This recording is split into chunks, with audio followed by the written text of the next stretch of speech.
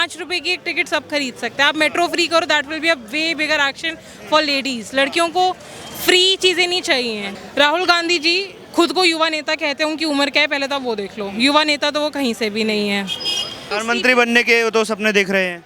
तो सपना है ना, वो रियलिटी तो वो हो ही नहीं पाएगा। वो जो विपक्ष की सरकार है वो खुद कितने साल पीछे है अपने माइंडसेट में। कितने आराम से वो हर एक मुद्दे को रिलीजन का मुद्दा बना देंगे, कितने आराम से कास्ट का मुद्दा बना देंगे वो उसको। जो लायन होता है वो हमेशा अकेला होता है। अच्छा। और जो झुंड होता है वो किस एनिमल का होता है, I don't want to say here. क्योंकि सबके अंदर एक हंगर है for the chair, not the hunger for work.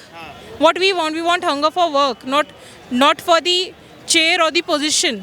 ज़्यादा एक स्तर पे खुश हूँ, बट थोड़ी नाराज़गियाँ भी हैं, पर वो पर्सनल लेवल पे हैं जो मेरी नाराज़गियाँ हैं।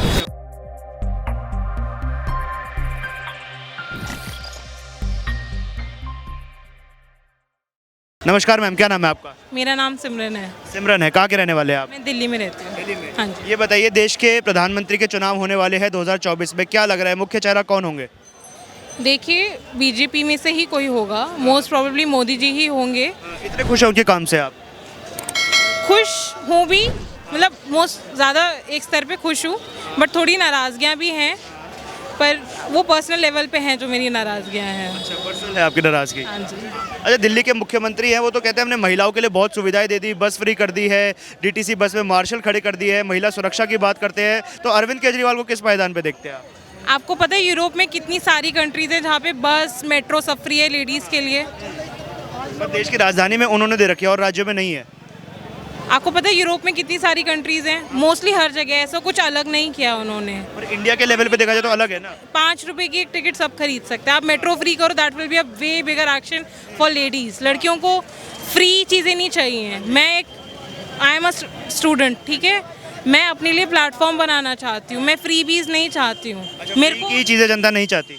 आप मेरे से टैक्स ले लो, रीजनेबल टैक्स लो आप मेरे से, आप मेरे को उसके अगेंस्ट इंफ्रास्ट्रक्चर दो। दैट इज, मौजूदा सरकार है देश में, वो क्या रीजनेबल इंफ्रास्ट्रक्चर दे पा रही है? हाँ मिल पा रहा है? हाँ जी। तो विपक्ष लगातार मुद्दा उठाता है कि मोदी राज में देश 20 साल पीछे चला गया है।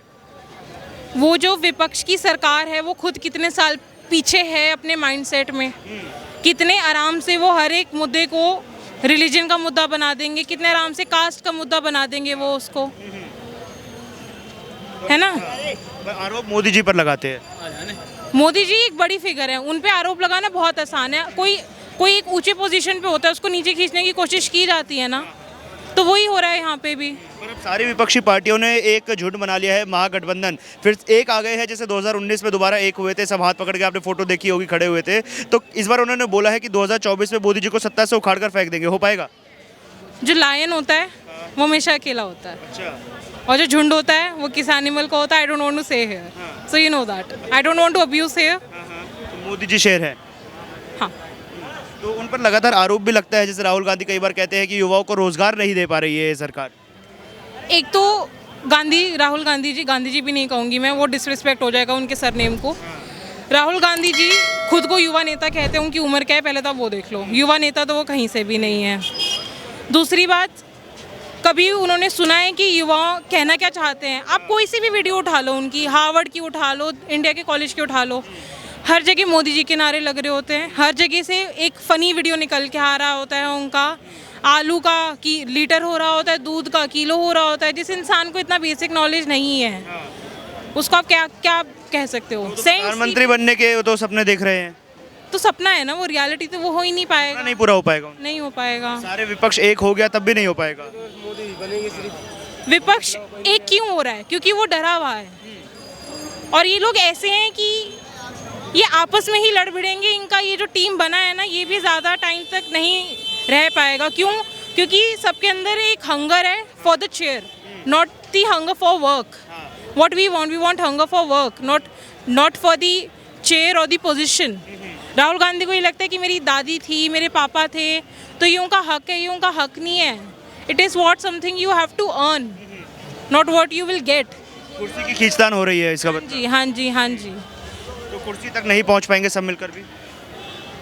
सब मिलकर पहुंचेंगे कि नहीं पहुंचेंगे वो तो इतना बड़ा देश है, वो डिसाइड करेगा। We are a democratic nation, we are a republic Indian, वो सब डिसाइड करेंगे। एक बहुत बड़ा आरोप और लगता है नफरत की राजनीति करने का भाजपा के ऊपर, कि नफरत फैलाई जाती है, गुंडा राज आ गया है, जंगल राज हो रहा है देश में, बार बार पे हिंदू मुसलमान करती है भाजपा। ऐसा आरोप लगाते कई बड़े नेता, असदुद्दीन ओवैसी जैसे बोलते रहते हैं ऐसी बात। देखिए, बीजेपी को प्रोजेक्ट करना कि वो हिंदुओं को प्रोटेक्ट कर रही है, वो भी एक तरीके से गलत है।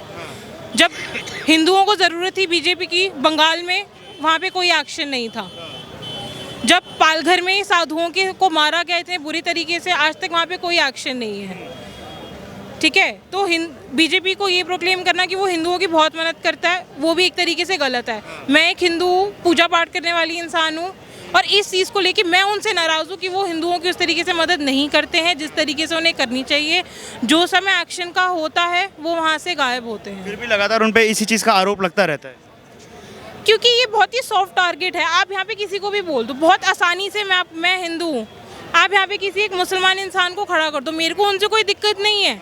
आप इसको डिबेट बना के ऑनलाइन डाल दो, आपको भी पता उस चीज़ पे बहुत सारे व्यूज़ आएंगे। वो एक हॉट टॉपिक है ना, आपको अटेंशन मिलेगा लोगों का। क्यों? क्योंकि लोग सेंटिमेंटली उससे बहुत ज़्यादा जुड़े हुए हैं। बट अब समझने की ज़रूरत है कि लोग इस चीज़ को साइड में रख के ये चाहते हैं कि देश एकजुट होके ग्रो करे। यहाँ पे सब लड़ लेंगे, हाँ सबके अपने अपने इश्यूज होंगे, बट सब खुश होंगे जब भारत में कुछ अच्छा आएगा।